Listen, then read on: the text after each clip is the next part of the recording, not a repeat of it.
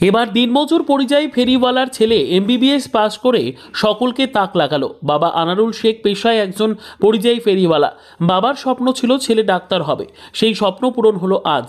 আর সেই খবরেই পরিবারের লোকে আনন্দে আত্মহারা। শক্তিপুর থানা সোমপাড়া ১ নম্বর গ্রাম পঞ্চায়েতের বলিহারপাড়া গ্রামের দিনমজুর পরিবার থেকে উঠে আসা আনারুল শেখের ছেলে রহমান শেখ এমবিবিএস পাশ করে গ্রামের মুখ উজ্জ্বল করলো।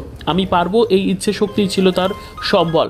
প্রতিটি ব্যর্থতা ছিল তার শিক্ষা। দারিদ্রতাকে হার মানিয়ে সফলতার শিখরে রহমান শেখ আত্মবিশ্বাস হারায়নি। প্রতিবারই নিজেকে বলেছে আমি পারবই। পরিবার সূত্রে জানা যায়, ছোটবেলা থেকেই রহমান শেখ ছিল শান্ত, মনোযোগী ও ভদ্র। খেলাধুলো বা আড্ডার চেয়ে তার জগৎ ছিল বই। তার এই সাফল্যে শুধু তার নিজের নয়, এটি তার বাবা, মা, প্রতিবেশী এবং গোটা গ্রামের গর্ব।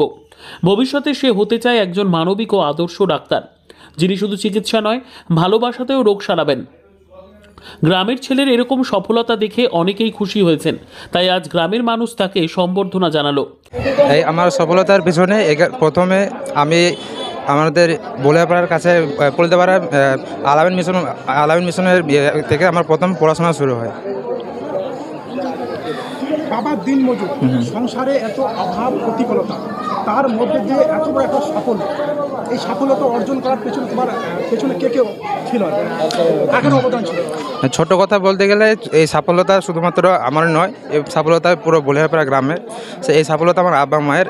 এই আমার সাফল্যের পেছনে শুধুমাত্র এটাই বলবো যে আমার মা, আব্বা যিনি কোনোদিন প্রাইমারি স্কুলে যাননি, তিনি নিজে একটা স্বপ্ন দেখিয়েছেন আমাকে যে নিজের ছেলেকে ডাক্তার করাবেন। মা, আমার মামা, আমার মজমুল স্যার, সমস্ত স্যার, আমি তাদের কাছ থেকে কৃতজ্ঞ এবং আমি তাদের এই যে তাদের কাছে আমি এর জন্য চিরজীবন ঋণ হয়ে থাকবো। আচ্ছা, এখানে একটা প্রশ্ন আছে, তোমার মতো অনেক স্টুডেন্টরা রয়েছে যারা তারাও দিনমজুর ঘরের ছেলে, কিন্তু সংসারে অভাব প্রতিকূলতার মধ্যে দিয়ে তারা হেরে যাচ্ছে। সংসারের যে প্রতিকূলতা, এর কাছে তারা কোনো দিশা খুঁজে পাচ্ছে না। সেই সমস্ত ভালো স্টুডেন্টদের জন্য কী বার্তা দিচ্ছ? আমি আমার বন্ধুবান্ধবের এই কথাটাই বলবো যে শিক্ষাটা শুধুমাত্র ঘরে বা যেখানে করলাম না, শিক্ষার সাথে সাথে আমাদেরকে দরকার বিভিন্ন পরিবেশ, তার সাথে সাথে দরকার একটা ডেস্টিনিটি এবং তাদের মধ্যে তাদেরকে বিভিন্ন টেস্ট দিতে হবে। আর ছাত্রদের, আমার বন্ধুদেরকে এটাই বলবো যে তাদেরকে তাদেরকে একটা নির্দিষ্ট সাকসেসফুল হতে গেলে তাদের বিশেষ করে বাইরে মিশনে থেকে তাদেরকে 5 ওয়াক্ত নামাজের মধ্য দিয়ে এই সাফল্যটা পাওয়া যাবে। কারণ হচ্ছে যে যদি আমরা 5 ওয়াক্ত নামাজ আদায় করি, নামাজের মাধ্যমে আমরা যে ডিস্ট্রাকশন থাকে ওই ডিস্ট্রাকশনটা থাকে না। আমার ব্যক্তিগত এই থেকে বলছি, নামাজ যদি আমরা 5 ওয়াক্ত নামাজ পড়ি, তাহলে যে ডিস্ট্রাকশনটা ছাত্র সমাজের এখন থাকে সেটা থাকে না।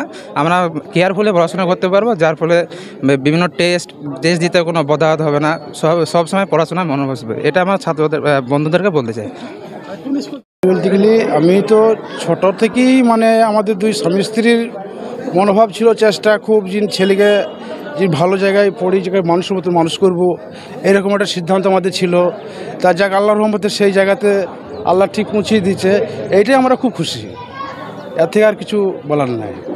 অনেক তো গরিব ঘরের ছেলেরা আছে যারা তাদের সংসারে অভাব থাকে, অনেক প্রতিকূলতা থাকে, তারপরে তারা হাল ছেড়ে না, অভাব আমাদেরও বহুত গেছে, আমাদের যায়নি তা নয়, আমাদের বহুত অভাব গেছে, কিন্তু সেই হালটা যে ধরেছি এবং ধরেছিলাম, সেই ধরে থাকার উদ্দেশ্যতে এই জায়গাটায় পৌঁছিয়েছে আল্লাহ। তবে আল্লাহর বিশ্বাস আছে বলে এই জায়গাতে পৌঁছেছে, এইটাই বিষয়।